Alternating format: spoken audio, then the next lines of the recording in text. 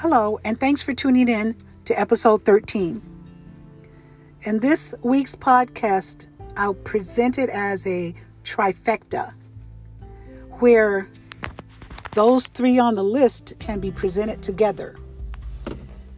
Abduction, observance, and timestamp delay.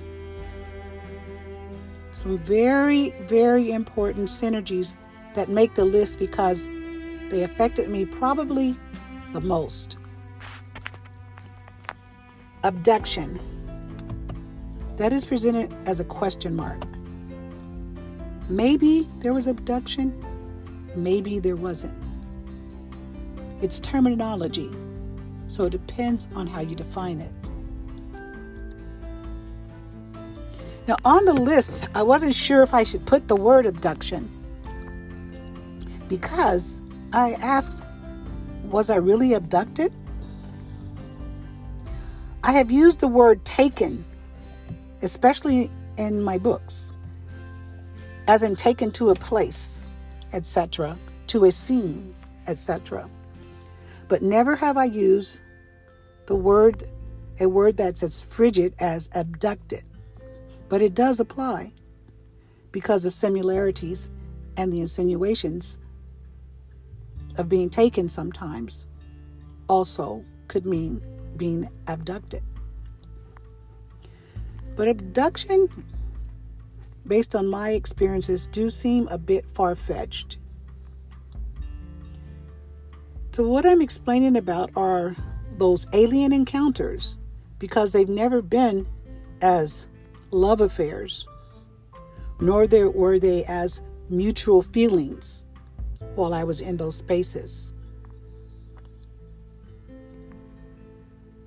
So I'm explaining it from the standpoint of abduction because that would be bold and loud. But I also have to look at it more subtly, as that it was God who was guiding my spirit. So abduction really is taken in a sense. It's not the ordinary use of that word. I was shown a different space. I was removed and returned without ever having left. If these are forms of an abduction, I guess you could call it that, I don't believe I was ever taken somewhere maliciously. I was only shown indifference during those times for my having been there. I witnessed that. So maybe that is why I've never used that particular word. It's a bit harsh when most of the things I've seen can be referenced as spiritual. Putting the word abduction on the list had been a big question mark. It's because I don't really know what abduction is. Does it pertain to my situation? Perhaps, maybe. But the word taken fits more naturally. It's as if I were invited into a presence rather than that presence or my presence was stolen. I was never stolen, and so the word abduction shouldn't apply. Held captive, as in a captive audience having seen and witnessed, that could be more of a reference to taken, which is like bringing someone into a realm. And so the word abduction, it makes the list, but because of the reasons I just explained. The spiritual warfare of our essence is to apply what we think we know. And if I know that God has never meant any harm to me, coming or going from all those situations, then I could never say that I was abducted. The next one I want to talk about is observance. Now, abduction and observance are similar. That's why I wasn't actually sure if I should include them, both of them actually. It's because they could mean different things to different people. So I could say that I was abducted, but I wasn't. I could say that I was in observance, but more accurately, I watched in observance. So that was something different. Now, I think our list is kind of winding down because this trifecta, really, these three are at the top.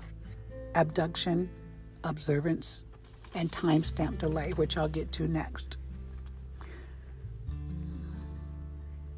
Because if we add up all those strange phenomena that has occurred, that I have experienced and witnessed, observing would be more like observation, because it's in our nature to see.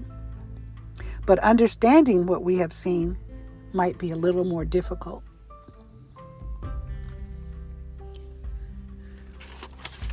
And so, observance can especially make the list because it provides the order of detail. I can say that I understand now because I was as a watcher and not a doer. I never sought to be in those spaces, let alone the eerie phenomena that I had observed. In an ordinance of inclandestine beings is not where I'd want to be. But in those spaces, some of them we could be chosen for. I just don't think it's up to us. And it certainly wasn't up to me. If it were up to me, I could delete as an erase all those memories and still be okay. If it were up to me, I would have never had to involve all of you in this podcast as my listening audience to make you aware.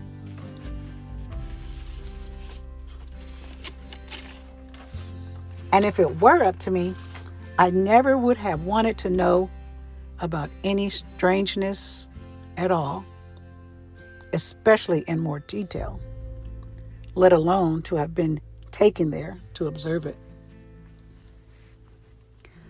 The blooming rose casts its aroma from its quiet whisper. So in this era where things seem strange, we all will have to know.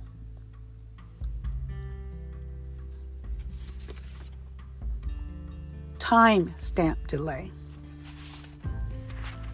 There is a timestamp delay that's all a part of this. You would have to figure that the input goes especially along with the output. But for any delays that I have seen, most things happen right away. And that's what I want you to know. That's really what I want you to know about timestamp delay. It's that as I was captured in the spirit, it was like a spiritual dwelling of sorts. I may have seen or experienced things that no one else has, or if they have, maybe they just haven't told. A timestamp delay could be like a message that's sent. You write down the words on the paper, place it in the envelope, and put on a stamp. The time delay, as far as when everyone gets it, will be as their own timing, because everyone has a different address. Divinely struck does not mean that you can get a letter to everyone, everywhere. It means that you will have told your story in real times to affect people within that era. This is the real reason for our timestamp delay, because it is having to get a message across to the people. Thank you for listening to my trifecta moment. Those three have made the list. Tune in next week where there will be a special reading from the writings of IJ. Exclusive reading. Thank you.